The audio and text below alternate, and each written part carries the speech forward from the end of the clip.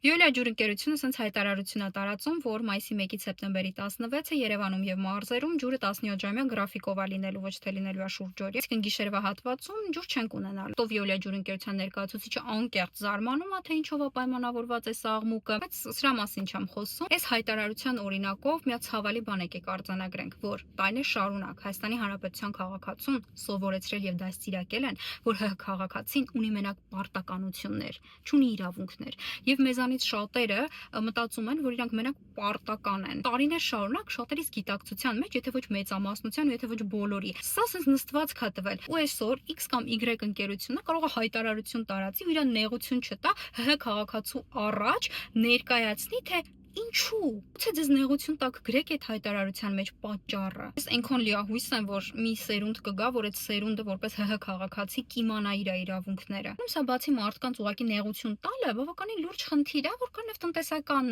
ինչ-որ հետևանքներ ունենա։ Ու այդ ամենով հանդերձ մի հատ նեղություն չտակ ձեզ գրեք հիմնավորումը, այսինքն մենք հասել ենք մի հատ կետի, այն որ ջուր են անջատում, պատճառն է չեն ասում։ Հա դե հիմա